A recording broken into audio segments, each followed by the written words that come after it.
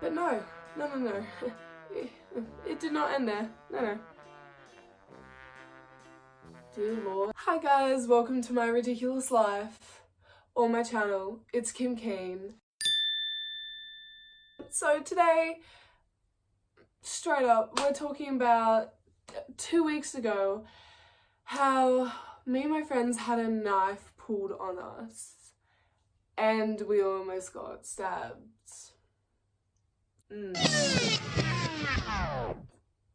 Sorry, I don't have a teacup. I'm Australian, can't relate. So pretty much, let's just dive right in. Like, I don't even know how to introduce this story. Hi, I almost got stabbed again. Okay, so 2 weeks ago on a Friday night, it was about 8:30, I finished work and I got home and I was like to mom, yeah, can you drop me up the pub because I got massive FOMO because I saw everyone's stories and I was like, But then I was like, okay, I'm just gonna go and like, mom, can you pick me up at like 11? Because I was like, I want to go out, but also, no. So she dropped me there at 9:30. I'm at the pub, enjoying my night, had like one beer, and then that's when it went downhill.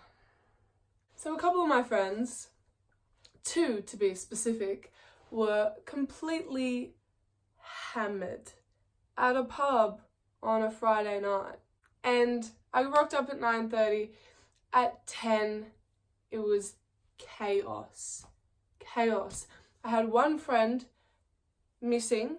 We're gonna name him Gerald. Someone called me and they were like, oh, we found your friend Gerald. Do you want him? And I was like, that would be great, actually. Yes. So we finally went and we found him and we got him and that was all sweet. And then so it was me, Gerald, Devin, and Jacob, and Beetroot. These are fake names, obviously. Actually, sometimes I question why I speak and then put it on the internet. So yeah, so it was me, Gerald, Jacob, Devin, and Beetroot. We finally found Gerald. I was like, thank God, it's 10 p.m, I've been out for half an hour and we've already lost someone. But no. It did not end there. No. We turn around and Beetroot is missing. So we're calling Beetroot and just getting nothing. So me and Jacob decide to go for a manhunt and we make sure Devin watches Gerald so he doesn't go walkabouts when he's 25 standards in at a pub on a Friday night. I'm sorry, I'm getting triggered. So we're calling him. We're scouring bushes. The amount of times I've found Beetroot in a bush is just too many. So we're scouring bushes, we're calling him, we finally get onto him. He's just down in the car park because they drove there. They weren't driving home, disclaimer. He was down in the car park charging his phone in the car. So I was like, you were literally on your phone, yet you didn't think to pick up like the 30 calls. So a little layout for you. Here's Gymea pub, here's Gymea station across the road, and then beside Gymea station there's some stairs going down to the car park where Beetroot was. So me and Jacob were like, sweet, let's go. We went down the stairs, we found him in his car. It was really dark and I was like, I already had a bad feeling. I was like, this night is already ridiculous, like it's bound to get worse. So I was like, Beetroot, come on, let's go. I will drop you home and then you can charge your phone there. Like, you're not going out. You're not getting into any clubs. He's like,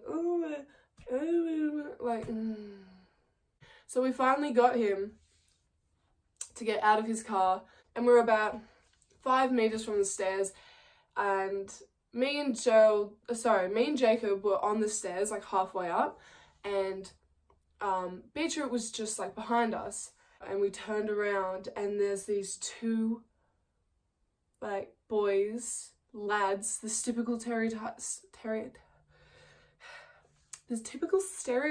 of lads with like glass bottles in their hands following Beetroot up the stairs. And I was like, I literally turned to Jacob and I was like, do you think it's too much of a wild guess to say that they're friends? And he's like, dear Lord, like we were already like, oh my god, this is such a long night. This was like, it was like 10:15 like p.m. and I was like, how I've been out for 45 minutes, how? So anyway, getting triggered once again. So we walked down and I was like, what's the problem? And they're fighting, and the whole cause of this, them following Beetroot up the stairs like with glass bottles and stuff, was because Beetroot said, oh, I love your shoes. He's the loveliest person ever. So he was literally being serious. He just said it to the wrong people. And then these boys were like following him up the stairs and they're like, if you love our shoes so much, why don't you roll us for them? And Beetroot was like, no thank you. I'm okay. And so we walked down and we're like, hey, like, you know, sorry about the like miscommunication, like I'm sure it's all good, like we'll talk to you later. And they're like no. I was so drunk. Okay, my drunk impressions are gonna be so bad. He said he wants to roll us for our shoes. I'm like, no, you said that. And I was like, we'll just leave you alone, like sorry to inconvenience your day, like the good Samaritan I am. So then they started getting really heated, and then Beetroot, because he was just drunk and whatever, he started getting heated as well. And I was like, oh, this is getting like too intense. Like if they're right up in each other's faces, like they have glass bottles, like this is getting way too much. And so I stood in front of Beetroot and Jacob stood behind him, like kind of like pulling him, trying to like pull him up the stairs, being like, come on, let's go, like this isn't good. And then as like you do when you're trying to piss someone off, these two lads turned to like looked at me and they were like, to Beetroot, they're like, oh, your misso's so hot, like weed banger. This is so embarrassing. And like me and Beetroot aren't dating, so he goes, oh no, that's not my misso. And then you can see his brain working. So I'm just gonna reenact this for you, like probably really poorly, but it's fine. So they're like, oh, she's so hot. And then it's like, oh no, she's not my misso. Wait, what did you say about her? Don't you talk to my friend like that. And I was like, Beetroot, it's fine, like let's just go. And he's like, Kim, I've got this. And I was like, you clearly do. And he's like, don't you talk to my friend like that. And he's all, whoo.